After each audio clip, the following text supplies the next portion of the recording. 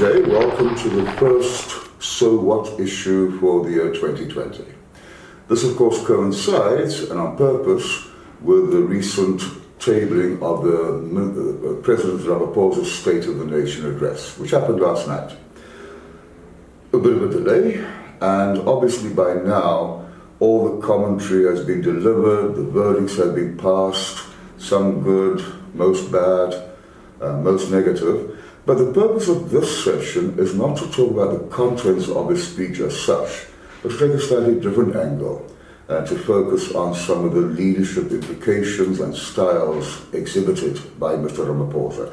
And to enlighten us in this regard, I'm happy to welcome Professor Klerk.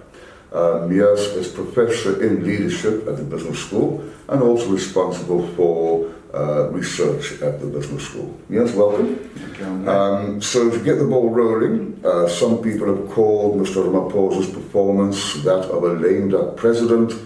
Others have said he's gone from being ruthless a couple of years ago to rather impotent. But from a leadership angle, what can we observe? Yeah, thanks, Andre. If I look at what I saw last night in the SONA in terms of leadership, I'd like to first start on what is a rough definition of leadership, because we all have different ideas. Now, a very basic definition of leadership is the ability and the process to influence people towards achieving a common goal.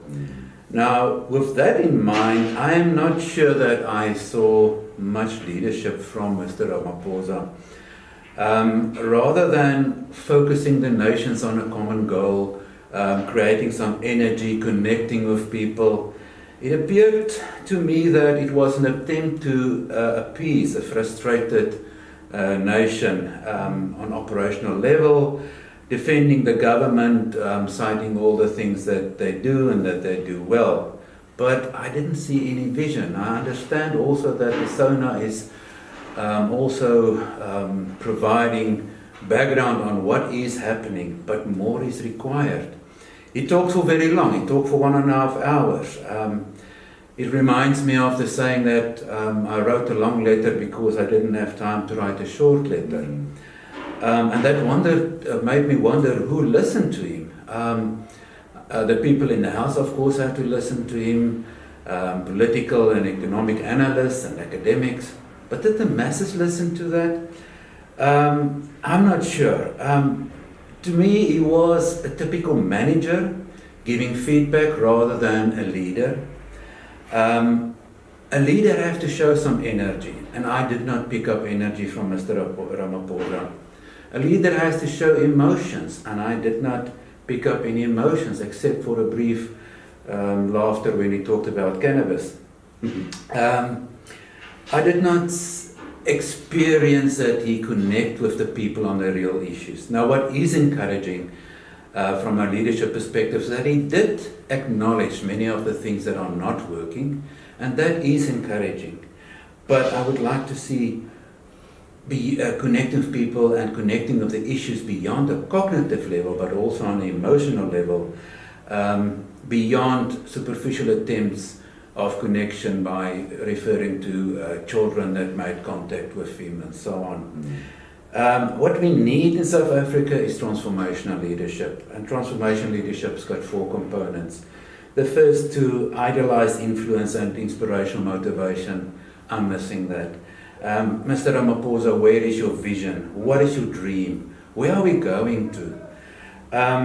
Intellectual stimulation. How can we go forward thinking differently about what we're doing? And not a pipe dream about a city that will rise close to Lanseria and not mean much. Individualized consideration. Care for the people, care for what people experience and what they're going through. If you ask my advice to Mr. Ramaphosa, it will be short. I say, Mr. Ramaphosa, get out of your head. Become a human and a leader. Become vulnerable enough to become angry about certain things. Become vulnerable enough to show that certain things are not acceptable. Be courageous enough to show energy about the things that do excite you.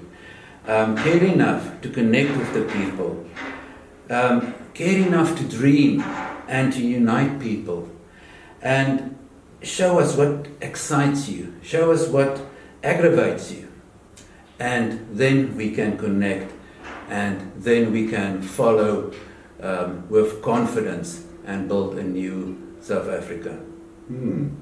Yeah, some people say that he spoke as the leader of a party and not the leader of the nation, which I think is more or less what you're saying as well, that he didn't really appeal to the hearts and souls of 55 million people, but perhaps catering to certain vested interests. Yeah, I agree. An unfair question, if we think about somebody like Donald Trump, does he display the characteristics you just mentioned, or is he too charismatic and a maverick? He takes it to the other side, the opposite end of the scale.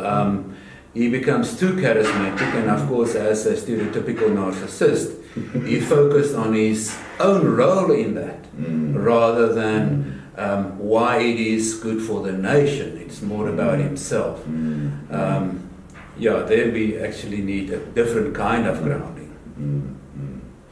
Well, thank you, Meir. So, as I said at the beginning, we're going to look in this session not so much at the contents of the speech, but almost the delivery style, the passion or lack thereof. I think it links up very nicely with the notion that human development is determined by many things, including a desire and a passion and a sense of hope as opposed to a sense of hopelessness. I think what you're saying here is we need more of that. Absolutely. Well, we'll wait until the budget speech in 12 days' time to get more details on some of his plans. But meanwhile, until then, thanks, Mias, and we'll speak again one day.